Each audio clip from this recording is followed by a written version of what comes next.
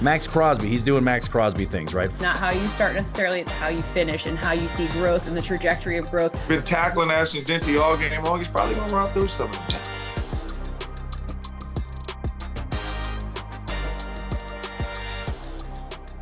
What's up, Raider Nation? Welcome to another episode of Upon Further Review, brought to you by Coors Light. I'm your host, Paul Gutierrez, and the Raiders, well, they're coming off a pretty brutal result this past weekend.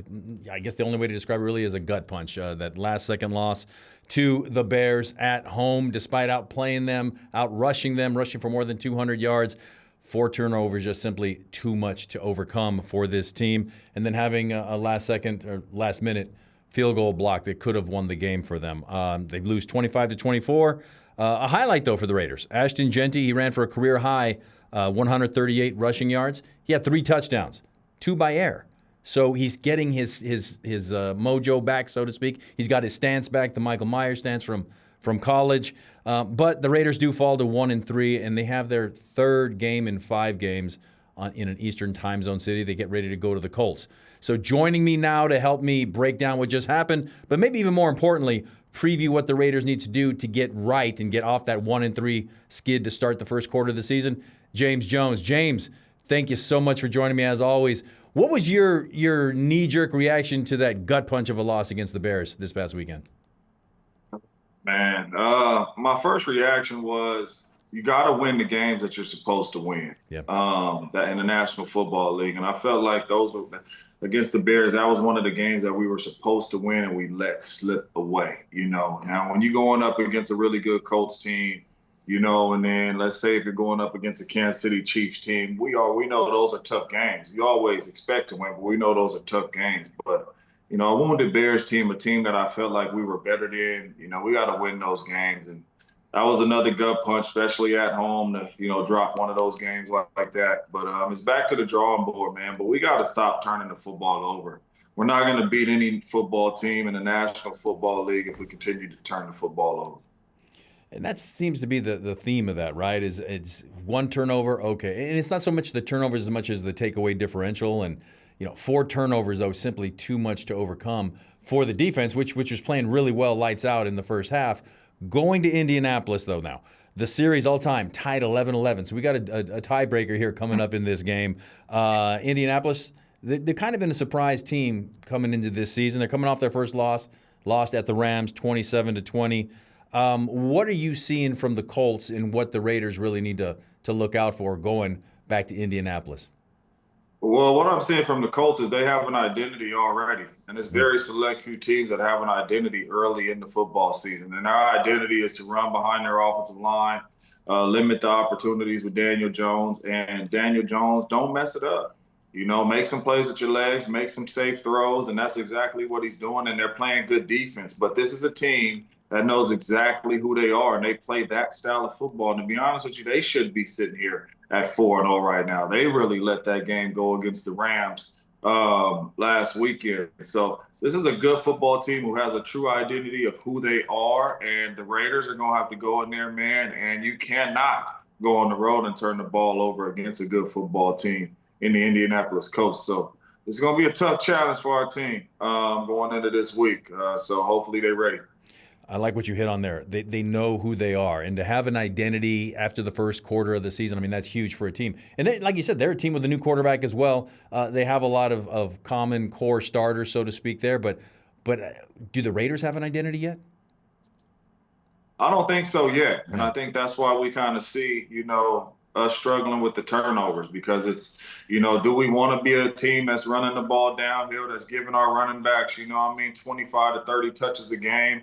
Or do we want to spread this out and be able to get this ball to Brock Bowers and Jacoby Myers and all those guys, Trey Tucker? Do we want to be an offense like that? So I think we have to go back to the drawing board, and we really got to do some self-scout, some self-evaluation, and really figure out what we want to be on offense. And whatever we want to be on offense, I think we have to stick with that. If we want to be ground and pound and play action pass, let's be ground and pound and play action pass. And if it don't work, it don't work. But at least let's stick to it. Let's not go with, first quarter we want to be ground and pound, and in the second quarter we want to just put this thing in the air a bunch of times. we got to find our identity, man, and we got to do some real good self-scout to try to figure out what kind of offense we really want to be, because we can't keep hurting our defense like that. Yeah, offensively, I think if you peel the curtain back a little bit and you look, there's a little bit of an identity with Ashton, Jeanty, number 6 overall pick, and that's why he was taken at that spot. Career high in rushing yards, 138, touchdowns, 3. He became the 4th Raiders rookie with 3 touchdowns in a game. Bo Jackson in 1987, Marcus Allen 1982, Raymond Chester did it against the Steelers. So he's number 4. He leads all rookie running backs in rushing, 282 yards. When you see when he gets going, how, again, the first few weeks of the season, we're saying, well, he's not getting a chance to do things. When you see him in open space, and as he told me after the game, he believes that he can beat anybody in open space. What did you see as a receiver for him to be able to get in open space? Well, I seen what we seen in college. We talked about this last week, didn't we? Value. And it's not just in the running game, it's in the passing game as well. The guy in open field, the young kid in open field is special, and he's a tough tackle. You've seen his long run that he had. Yeah. Dude started on his waist and slid all the way down to his legs, and he ran straight through the tackle. You know, you've seen him in the red zone when he caught that touchdown pass. Dude just flew off of him. He's a tough tackle. He's an explosive kid, built low to the ground. I mean, the best thing we can do for him is continue to give him value so he gets comfortable in the game. And if he could get comfortable in the football game, you know, I truly believe that's our identity. Let's run this football. Let's get the ball to number 2, and let's play action pass and get this ball to 89 and 15. And I think our offense will have some success that way, you know, but in open field, just like college, just one person's not going to bring him down. I talked to him after the game at his locker, very somber locker room, and I asked him, you know, like I remember hearing Bo Jackson, when he had those long, gorgeous breakaway runs, he said the only thing he could hear was the wind blowing through his ear hole in his helmet. I asked Ashton what he heard. He said he just heard his feet hitting the ground. Yeah. Somebody else that has a lot of long runs and is actually leading the NFL in rushing, the guy that the Raiders are going to face, Jonathan Taylor. He's leading the NFL with 414 rushing yards. The Colts have the eighth best run grade with a minimum of 50% snaps played. They've had 9 straight games with 70-plus rushing yards. It's the longest active streak in the NFL. What do the Raiders need to do to stop, not only stop that, but don't get sucked in and get beat by the play-action pass? Well, I think first and foremost, you can't even worry about the play-action pass right now. First and foremost, if you're going to win this game, you got to get off the bus and you got to stop 28, and that's Jonathan Taylor. He would have a whole lot more yards if they didn't call the holding penalty off with a heck of a touchdown run that he had. So this is another kid that has a whole lot of speed, and he has the ability to break tackles and make the home run play every single time. So getting off the bus, Daniel Jones is not the worry. The worry is stopping Jonathan Taylor behind this offensive line. And if we can't do that, we're not going to have a chance to win this ball game. And then once we stop the run, you put the ball in Daniel Jones' hands, and I will live with that. If Daniel Jones beats us, Daniel Jones beats us. But I will live with him beating us. But we got to stop 28 to have a chance in this ball game. And the DNA seems to be there with the Raiders defense, except for that game at Washington. They've been holding opposing running offenses kind of at bay. The Bears especially. In last week, they held them to only 2 rushing yards in the first half. It was the fewest allowed in the first half since Week 15 of 2012 against Kansas City by the Raiders. Jeremy Chin, he has the second best run defense grade among safeties in the NFL, among safeties that are playing 50% of snaps. And the Raiders, they are tied for second in tackles for loss this season, 28 tackles for loss. So when you see that they're getting off the ball that way, is that kind of the recipe for success that you're talking about in terms of stopping him? Absolutely. I mean, if you could get to him in the backfield before he even gets going, I mean, you watched him last week. Swift didn't even have a chance to get going. Yeah. The Raiders were in the backfield right when he got the ball. That's, you know, and if you can do that and get penetration to be able to make them go sideways and not go downhill, I mean, that's the formula. And I think that's why we're having some success at stopping the run, because we're doing a good job of getting a lot of penetration, and it was tough for Swift to get going. So it needs to be the same game plan. Hey, man, we got to find a way to get some penetration to make Jonathan Taylor go sideways. And if we can get him before he gets started, you know, it's going to be a long day for him as well, and put that ball in Daniel Jones' hands. But with our defense playing that well, man, our offense has to help him out. Yeah. I mean, and I was an offensive player, and they have to help him out, man. I mean, when they make some stops, they got to score, man, to give this defense some leads and finally have an opportunity to pin their ears back and go get the quarterback and make some teams one-dimensional.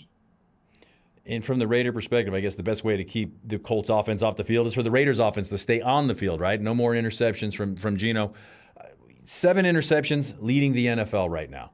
Are you seeing, and from my perspective, and correct me if I'm wrong, but it seems like he's still kind of doing the same things he did in the opener at New England. I'm not going to say he's forcing the ball, but he has so much trust in his arm that he was able to thread the needle against the Patriots. He's still trying to do the same thing. It's just that either the book is out on him, they're watching the tape, or the DBs, the opposing DBs, are that much better than what we saw at New England. New England tied for 6th.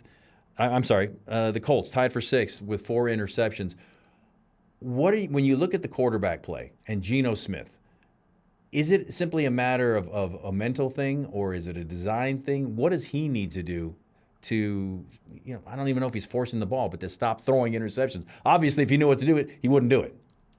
Yeah, sometimes it's a blessing and a curse. And I played with some really good quarterbacks that, took chances also because, they truly, truly believed in their arm, And main guy that sticks out is Hall of Famer Brett Favre. Yeah. He just knew with his arm he could make every throw, and sometimes that bites you. And it Yeah. bit Brett Favre a lot.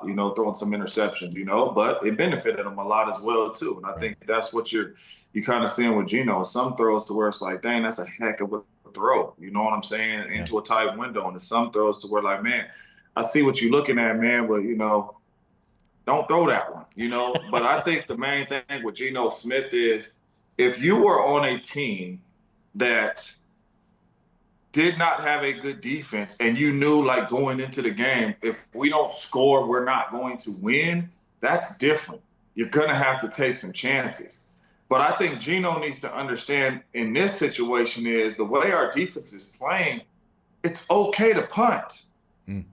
Like, that's the mindset you have to have right now, in my humble opinion, is it's okay to punt. You do not have to force nothing. If it's not open, make a play with your legs or throw the ball away. You do not have to force nothing. It is okay to punt right now because our defense is playing at a high level, and stop putting them on short fields. I think that's the mindset that he has to have going into these games, especially struggling, throwing some interceptions. Have the mindset, man, it's okay to punt. That don't mean don't try to be Geno, but, hey, be smart, Geno. Mm-hmm. It's okay to kick this ball and let Max Crosby go out there and have this team. If Daniel Jones go 80 yards on us every single time, they deserve to win. But if you throw in interceptions trying to force something and they're going 40 yards, we don't want that. So I think the mindset for Geno, man, going into these games coming up, man, it's okay to punt mentality. Something else to keep in mind regarding that Colts secondary, they are tied for the most allowed passing touchdowns with 8, for 5th most in the NFL. So maybe there's some opportunities for a get-right game for Geno, but at the same point, like you said, it's okay to punt and live for another series. That is it, brother. And then and it's not just Geno. Coach Mike McCarthy used to tell Aaron Rodgers that. Aaron Rodgers is about to 5 years when he's done. He don't even gotta act surprised about the knock on the door. The knock on the door is coming. Like, just is not saying you're a bad quarterback or not a capable quarterback, saying it's okay to punt. It's just, hey, man, play smart. If you don't put your defense in bad situations, man, they're going to get you. They have shown you that they're going to get you the ball back. Yeah. Even when he throws interceptions, our defense has done good with sudden change and getting him the ball back. So it's okay to punt, and then you go back out there, man, with a fresh set of downs, man, and do your job. I'm gonna guess that kind of goes along with what you were saying. What's our identity? What's the Raiders' identity? And if you have that identity, then you live to play another series. Lastly, with you, James, this game could potentially be decided in the red zone because the Colts, they are dead last in the league in red zone defense, 88.89%, allowing a touchdown. They're giving up touchdowns crazy when other teams get in the red zone. The Raiders, meanwhile, they're 4th best in the red zone defense, allowing a touchdown only 38.5% of the time. Is that where the game can turn in your estimation here, not only as an analyst, but as a receiver, and you can see how things can happen in the red zone? Absolutely. It was always 3 check marks for us, right? Yeah. You be good you don't. Check number 1, don't turn the ball over, especially on the road. Check number 2, be good on third downs. We at least want to be 50% on third downs. Check number 3, 50% in the red zone. When you get in the red zone, you have to score touchdowns and not field goals. That was always our main 3 checks as an offense, and flip it on the defensive side of the ball. Check, let's get some turnovers. Check, let's get them off the field on 3rd down. Check, let's make sure that we do not give up touchdowns in the red zone. We give up field goals. So it is going to become a time to where either our defense is going to have to make a stand in the red zone or our offense is going to have to get 7, not 3. So red zone is going to be key. Not turning the ball over is going to be key. And obviously keeping these drives going on 3rd down is going to be huge. But red zone is a big, big part of the football game. James, I got my checklist here ready. So when we meet next week, we're going to look over the checklist and see exactly what the Raiders were to accomplish and see how they come back from Indy with that dub or with that loss. If they check them 3, I promise you we'll be talking about the W. Sounds good. James, thanks as always for joining me here. It's always illuminating. Everybody else, don't go anywhere. Stick with us. We've got a big interview coming up. Elandon Roberts is going to join the show. Stay with us. It's game day, the day we've been waiting for. And this is more than just a game. It's a passion, a lifestyle.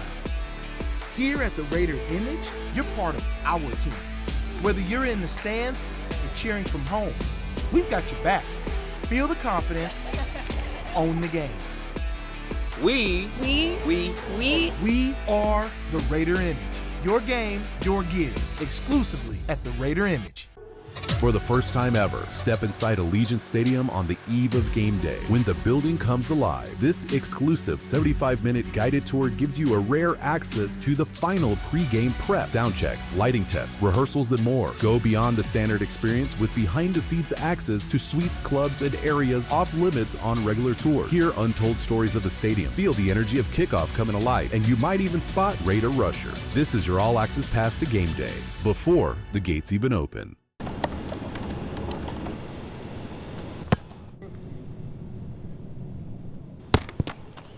Dang, AJ.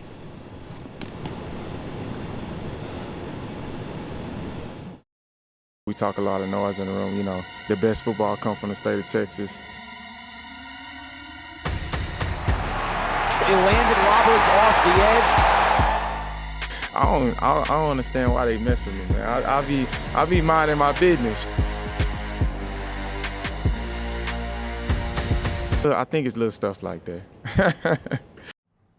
Welcome back to Upon Further Review. And our guest right now, Elandon Roberts. And I know your friends call you E-Rob. I'm not sure where we are yet in our relationship here, but what is that relationship with, like, in the locker room right now with you being a first-year guy, middle linebacker, the quarterback of the defense? How easy, how hard has that been for you to kind of just jump into that role? No, it's been cool, especially just being, yourself and whatnot, and guys just respecting you. Obviously, coming here, every guy, I've heard about Devin, I've heard about Pratt, I've heard about Jamal. Never played with him, never met him outside of football, but when you hear about guys and stuff like that, so becoming teammates just kind of like a natural just flow and whatnot, and man, it's been great, man, adjusting and whatnot like that. And, I think the team, I just appreciate how they, brought me in rope arms. When it comes to you, you're in your 10th year in the NFL, fourth different team, New England, Miami, Pittsburgh, now with the Raiders, some pretty high-profile franchises. You've said along the way that you've seen a lot of things. You've also done a lot of things. And just in doing the research on you, I didn't realize that you're one catch in the NFL, 38-yard touchdown reception from Tom Brady. Take me through that play. What do you remember about that play? It was actually his second to last touchdown pass ever for the Patriots, number 540 in his career.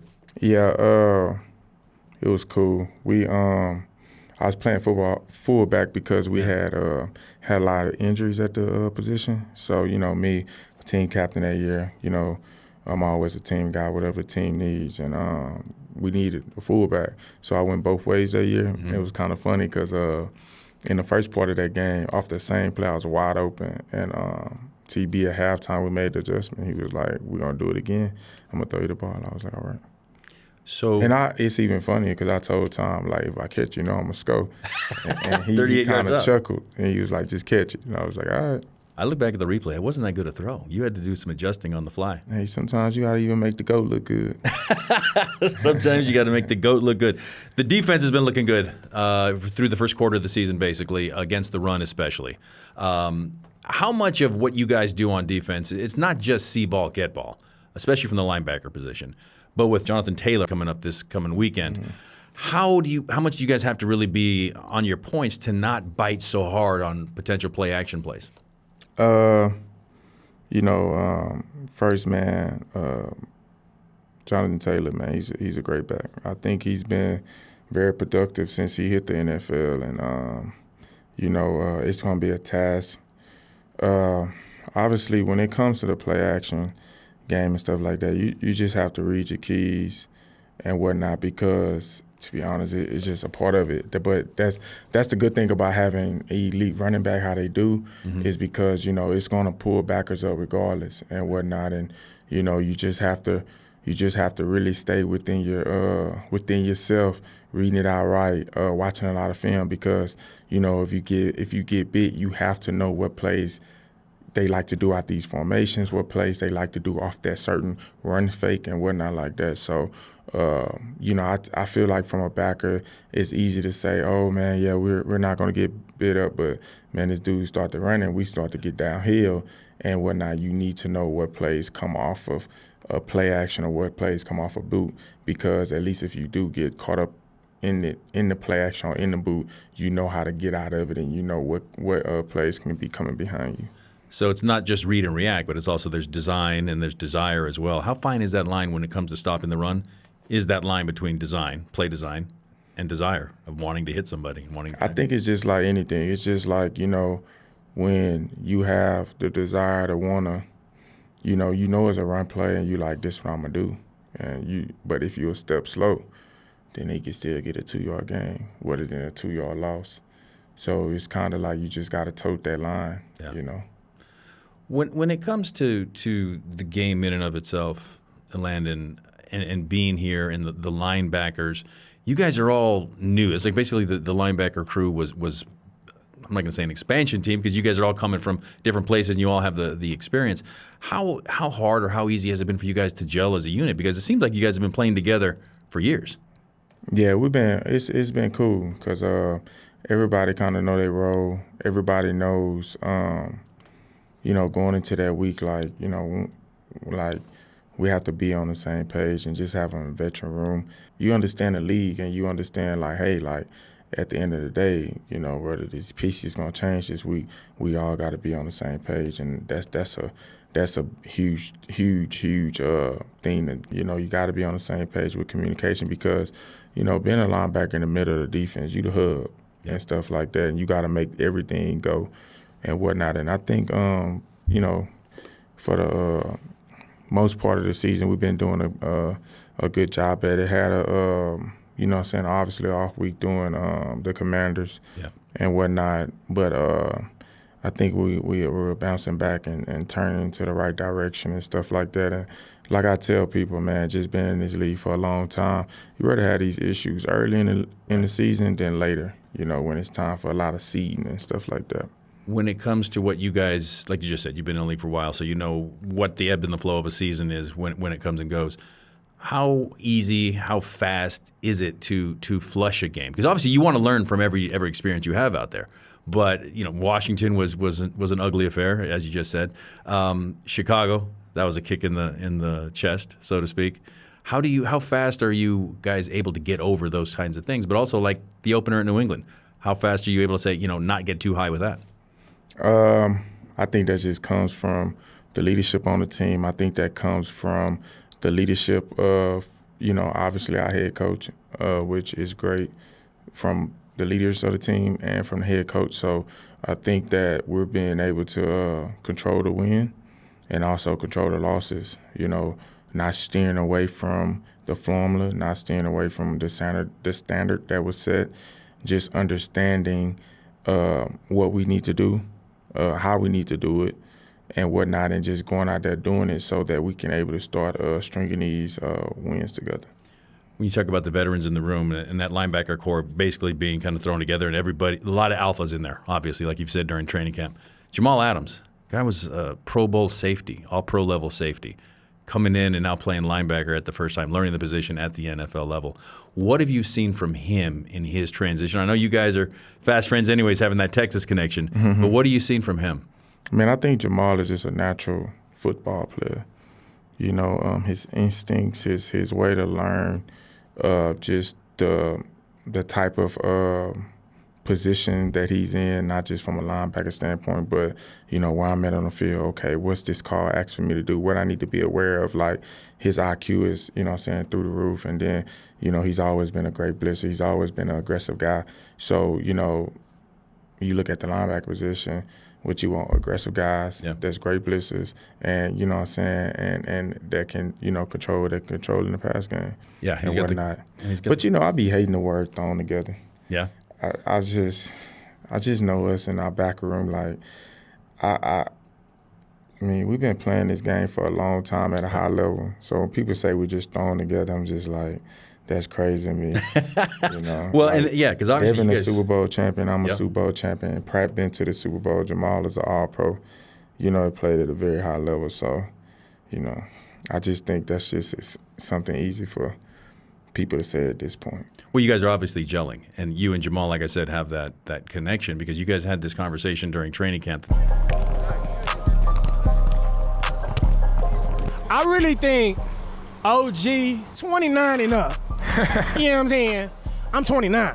You feel me? So I can be considered an OG. You can call me that. My dog to the left, that's Unc. You know what I'm saying? That's Unc.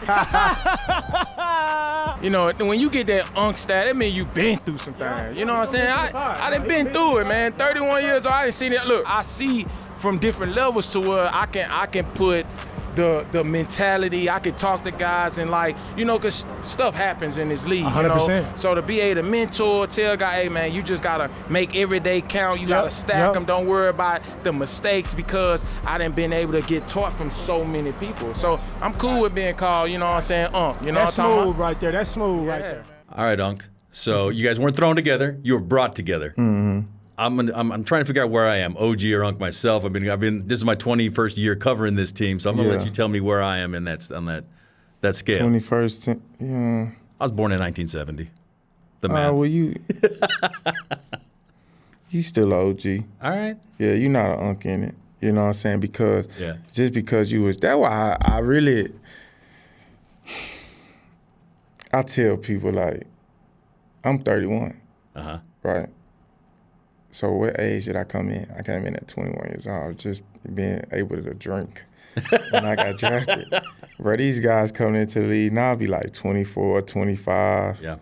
It's crazy. Like, I was just with Peyton Wilson last year in Pittsburgh, and he was fit to be turning 25, and I'm like, bro, at 25, I had just signed my deal to Miami. Like, that's crazy, you know, and stuff like that, and they just – I might have to go back on I might just be OG because just OG. Them boys on their second contract's gonna be OGs.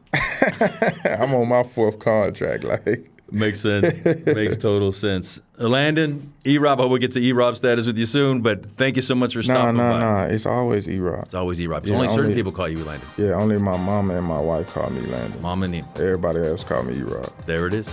Elandon, E-Rob. Thank you so much for stopping by. Everybody else, we've got Cynthia Frelund joining us next with her numbers to know, especially when it comes to Ashton, Jeanty, and his running game.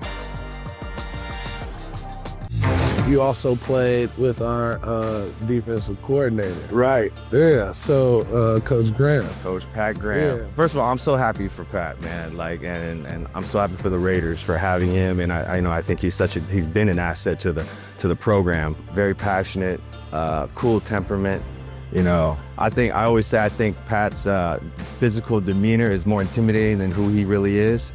He's one of the sweetest guys, you know, and so for the Raiders actually to bring me back to a home game last year to kind of reunite with Pat, like, that was dope, you know what I mean? So super happy for him and his family.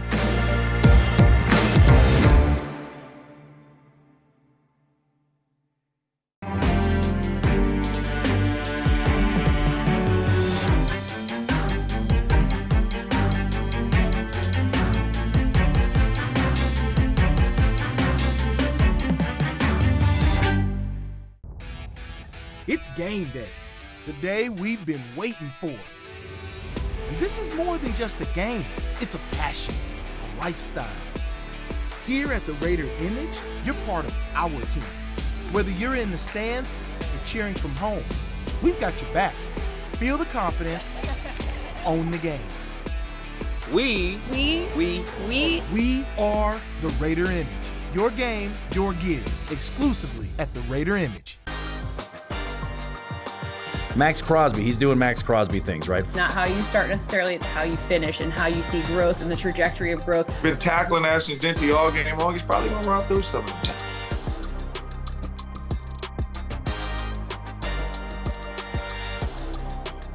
Hey, welcome back to Upon Further Review, and joined as always, and always excited to be joined by Cynthia Frelund. And the way she just kind of breaks down numbers always makes me feel a little bit smarter at the end of the day, which is kind of the goal anyways. But Cynthia, let's just jump right into it. The Raiders coming off a bad loss, a gut punch loss. Going forward now, they have an opportunity. That's the beauty of the NFL. Going to see the Colts. Daniel Jones, it seems like he's kind of having a comeback player of the year type season. But don't you have to really have been somewhere to earn that award? I mean, what are you seeing from Daniel Jones right here, right now?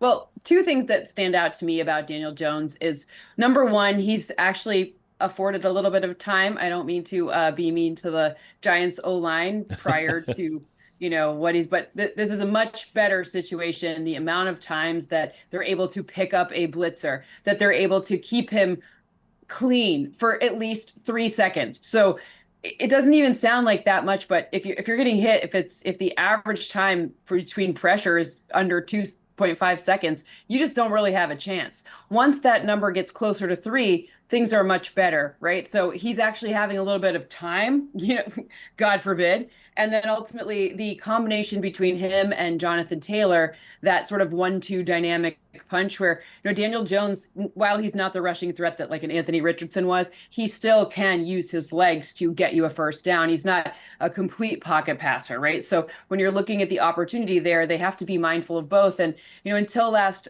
week, and even actually through last week, they're still amongst the best in terms of yards to go on third down, being lowest, which just shows you that on early downs, they have the right combination of rushes or short passes to approximate rushes. So they're not finding themselves in third and long. It's like third and 5.4, which is a much more favorable average number. And also just looking at his numbers, his stats, he's fourth best in the league in completion percentage, 71.9%. He's third in passing yards, 1,018. Who is this Daniel Jones? But then when you look at the Raiders side of things from the defense, Max Crosby, he is who we thought he was, so to speak. I mean, he put on just a tour de force performance, his first interception of his career, which came on his own batted pass. When you're watching Max Crosby do Max Crosby things, what kind of numbers pop up into your head? Well, you always talk about these pass rushers. You talk about the ability to affect the quarterback in the passing game. But one thing that I will always bring up about Max Crosby is a lot of these guys who line up on the edge where he does, they don't help out in the run game the same way that Max Crosby does. He will come around the backside of the formation. The run will be completely to the other side, and you'll find him being at least in on the tackle, if not making the tackle. So, in addition to being a real problem for tackles of any sort, he's a problem even if he's not even anywhere near the pass. He never takes a play off. You're never getting one where like, we're just going to run to the other side of Max. Oh no, he's still he's just extremely special. I reserve the word elite for a very, very, very, very few. Otherwise, if you use it for everyone, then it doesn't mean anything, right? So yeah. He truly is some of that like very rarefied, tiny striation right at the top elite. Yeah, that's why I hate the way that everybody throws around the term GOAT. GOAT should just be like one goat, right? I mean, and you know what else drives me crazy? When you see those percentage chances to win, and with the NFL we do it too. Like the next gen stats do too. You should never have a game where it's like maybe once in like 100 years where it's a 99.9 and then the other team wins. We get like 6 of those a year. Yeah. Those drive me insane because your model is too sensitive then. Anyways, I digress. But. No, I get you totally. And when it comes to Max, and again, I get the whole key is for the Raiders to be able to stop the rushing game, obviously. But if they force the Colts into passing, Daniel Jones last week, he faced a season-high 48.6% pressure rate. It caused 2 interceptions. He was sacked 2 times. And so with Max Crosby being able to do it, is that kind of the key then here is to stop the running game and then affect Daniel Jones? And I guess it's always easier said than done. Easier said than done.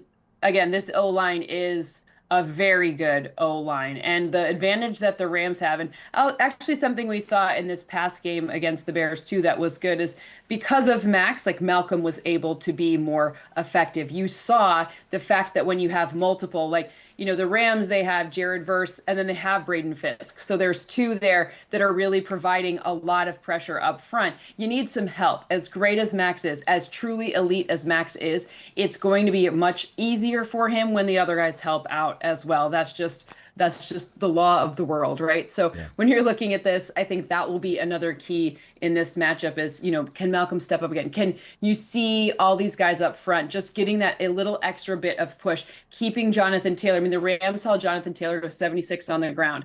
I know that sounds like a lot of rushing yards, but for him, it's not, right? Like for Jonathan Taylor, that is not a normal output this season. And getting Daniel Jones under pressure, that will look a lot more like the Giants version of Daniel Jones, which is what the Raiders would like to see this weekend.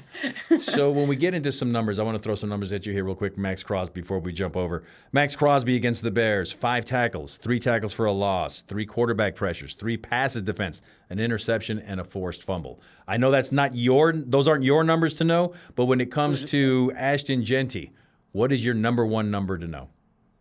Well, for me, the thing with Ashton Jeanty is, even though, like, I'm pulling a secret one out on you. Sorry, Hannibal, I'm adding one here. But when you look at the guys who forced the most missed tackles, he is already number 3 in the league. Now, once the O-line started to help him out a little bit more, then you saw even better results. But he's already doing it, even though before it was behind the line of scrimmage. The breakout game happened. I mean, obviously, you tie Bo Jackson in anything, like, things are pretty good, right?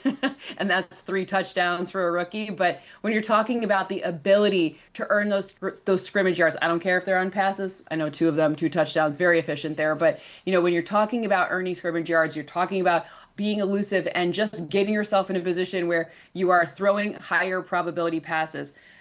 Daniel Jones, his completion percentage is so high because he doesn't have to throw 20-yard bombs, which are more likely to get intercepted or batted down. He can throw shorter passes and rely on more yak. You saw what happened with A.D. Mitchell. It was a good pass, but oh my goodness, that was crazy. But when you have a guy like Ashton Jeanty being able to help you out consistently like that, you are already seeing it pay dividends, not just in that one game, but go back and watch some of those downs. I know he got stuffed quite a bit in all of the games so far, but he's figuring out how to get past even when he's being stopped behind the line of scrimmage.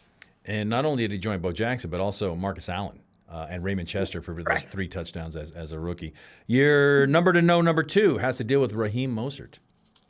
Yeah, well, he added on the ground. I mean, it's nice to have 2 separate. I understand, like 15.5 on 4 carries. That's great. You're telling me there 3 of those 4 carries were all explosive, were meaning 10 yards or more gains. That's a first down right there. I don't care about much else than rather like get those first downs that lead to touchdowns. Don't put yourself in situations where you have to rely on something extremely spectacular. This defense, although they didn't look that way necessarily against the Rams, they're kind of sneaky good. Zaire Franklin, stay away from that linebacker. Just stay the heck away from him.